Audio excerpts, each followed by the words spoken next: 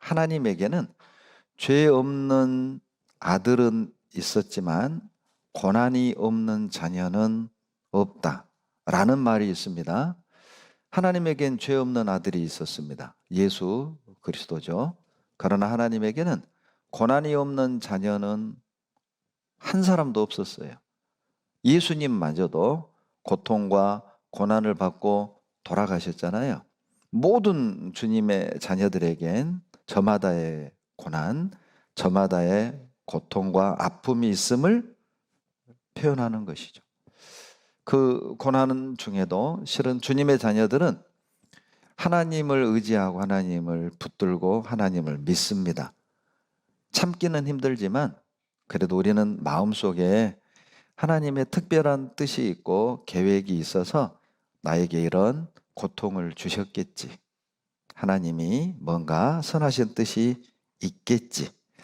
그렇게 버티다가도 이 고난이 생각 밖으로 길어지고 그리고 이 하나의 고난을 넘었는가 싶었는데 또 예상하지 않은 또 생각지 않은 재앙들이 고난들이 연거푸 찾아오면 실은 이제 그때부터 우리들의 마음, 우리들의 믿음이 흔들리죠. 왜 이러시지? 하나님이 왜 나에게 이런 고난을 주시는 거지? 이건 좀 심하지 않나? 이건 하나님이 너무하시는 건 아닌가? 의혹이 들고 의심이 생기기 시작을 합니다. 왜 하나님? 나에겐 다른 형제 자매들을 보면 이 정도는 아닌 것 같은데 왜 나에게는, 왜 우리 가정에는 이렇게 힘든 상황들을 그렇게 허락하시는 겁니까? 다른 자매님들 보면은 남편 잘 만나가지고 봉사만 하고 신화생활 즐겁게 하는 것 같은데 왜 나는 이렇게 살아야 합니까? 다른 형제들 보면 참 안정된 직장 속에 형제들 대접하면서 헌금도 하면서 나누면서 또 도우면서 그렇게 즐겁게 사는 것 같은데 왜 나는 평생을 생계 걱정, 생활 걱정, 그렇게 돈 걱정을 가지고 살아야 합니까? 왜 하나님 나는 이렇게 살아야 하죠? 그런 의혹, 그런 의문이 들 때가 있죠. 더 나아가서 나는 참 열심히 산 것 같은데 나는 정말 하나님 의지하고 올바로 여기까지 온 것 같은데 왜 신실하게 사는 주님의 자녀들은 이렇게 늘 재앙이 있고 고난이 있고 가정에 평강이 없고 그런데 구원 안 받은 이방인들 보면 적당히 죄 짓고 남 속이고 그렇게 사는 사람들 보면 이방인들을 보면 악인들을 보면 좀 잘 되는 것 같고 가정에 재앙도 없고 그렇게 하하호하고 사는 것 같고 하나님 왜 이렇게 이해되지 않는 불합리한 현상들이 있는 겁니까? 의문이 들 때가 있죠. 그 질문에 대한 답, 흔들리고 의심하는 자녀들을 위해서 욥기는 기록된 것입니다. 하나님은 욥기를 통해 흔들리는 우리들에게 감당하기 어려운 고난 중에 있는 자녀들에게 말씀하고 있습니다. 그 재앙의 이유가 무엇인지, 그 고난의 목적이 무엇인지를 욥기를 통해 우리에게 말씀해 주시는 겁니다. 욥기 1장을 보면 욥에 대하여 자세한 정보를 주고 계십니다. 욥기는 욥이 어떤 사람인지를 먼저 알려주고 이야기가 시작이 되는 거예요. 왜 욥에 대하여 자세한 정보를 주시는 걸까? 그 답을 먼저 말씀드리면 생각지 않는 고난, 이해되지 않는 고난, 감당하기 어려운 고난 뒤에 반드시 하나님의 의도가, 하나님의 목적이 숨겨져 있음을 깨닫게 하시려고 욥기를 욥에 대한 정보로부터 시작을 하는 겁니다.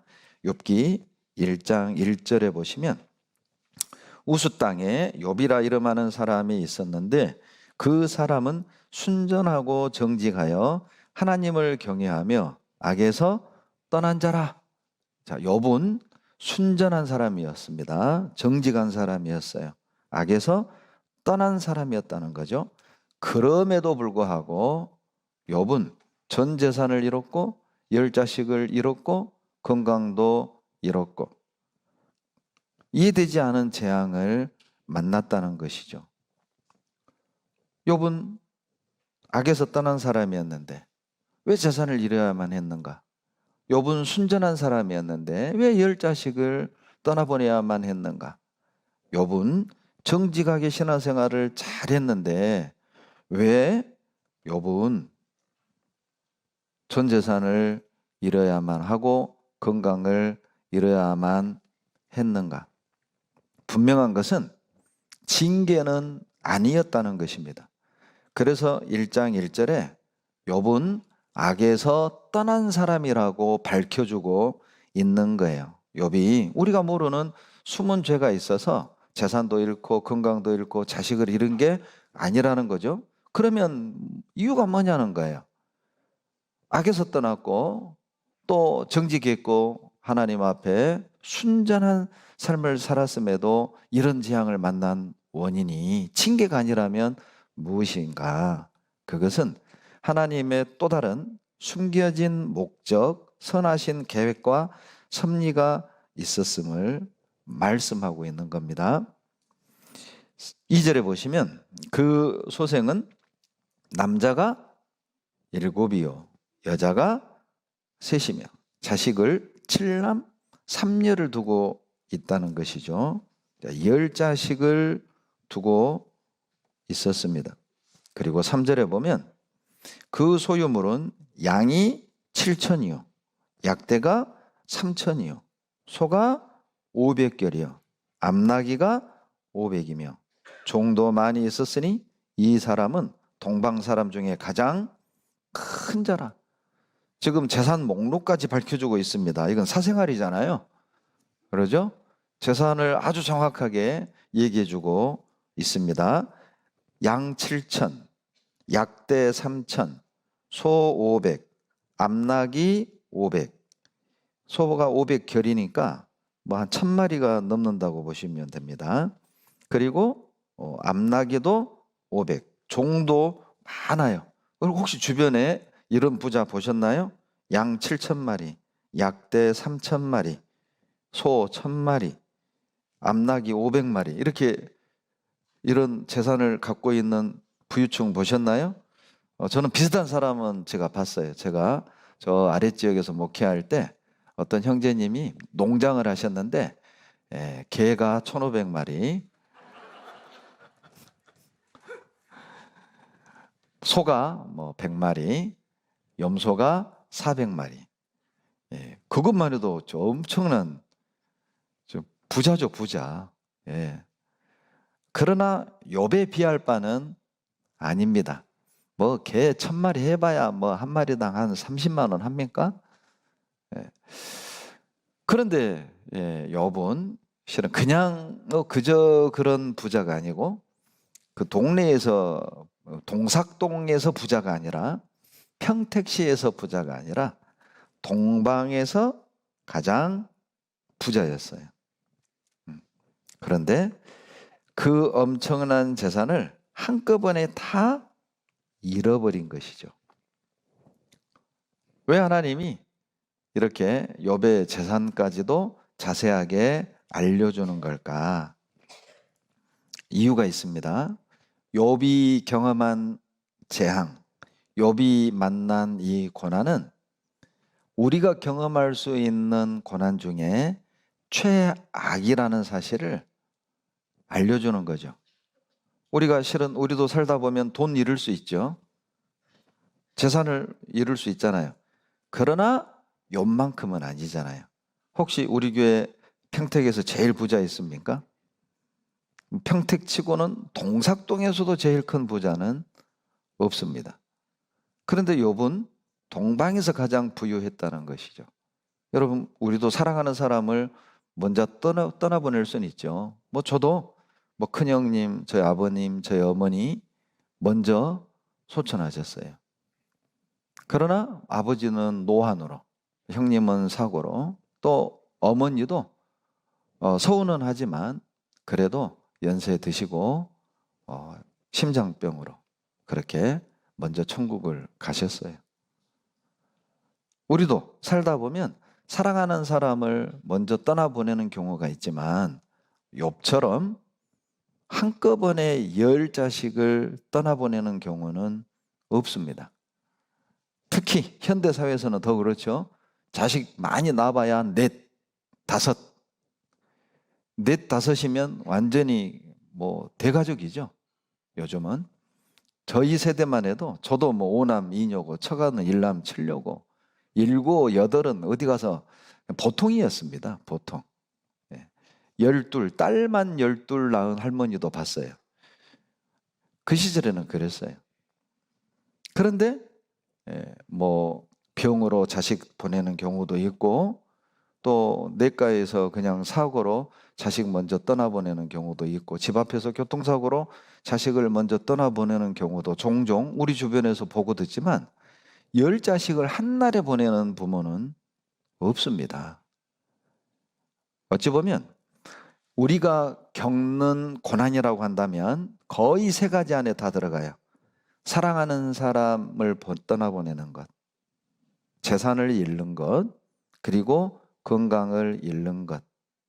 거의 대부분 실은 이 3가지 안에 다 들어가는 거잖아요. 그러나 욥만큼은 아니라는 것이죠. 욥은 동양에서 가장 부유했고 10자식을 떠나보냈고 그 많은 재산 떠나보내고 다 잃었고 그리고 친구들이 알아보지 못할 정도로 외모가 흉측하게 변해버린 거예요. 그러나 욥은 하나님 앞에 입술로 범죄하지 않았습니다.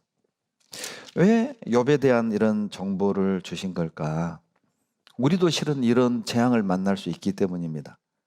우리도 이런 생각지 않은 감당하기 어려운 재앙을 만날 수 있기 때문에 욥에 대하여 자세한 정보를 주시는 거거든요.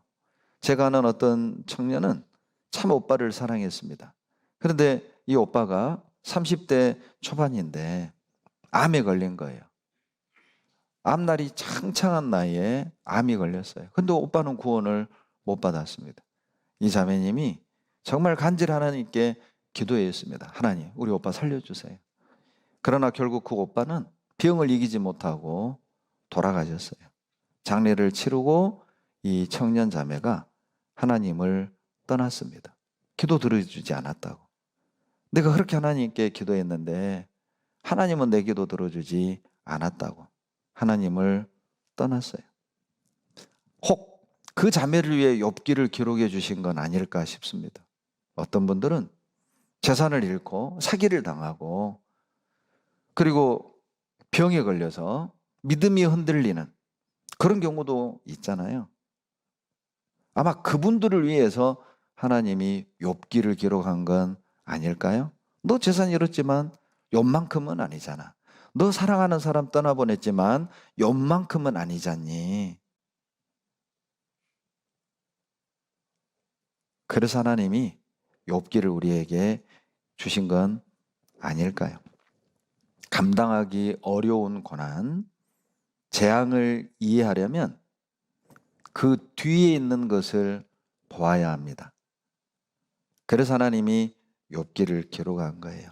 잃어버린 것에 집중하지 말고 재앙과 고난에 집중하지 말고 재앙과 고난 뒤편에 있는 것에 집중하라는 겁니다. 내가 잃어버린 것을 보지 말고 내가 만난 고난과 재앙 뒤편에 있는 보이지 않는 것에 집중할 때 우리는 감당하기 어려운 이해되지 않는 재앙을 극복해낼 수 있다는 거예요.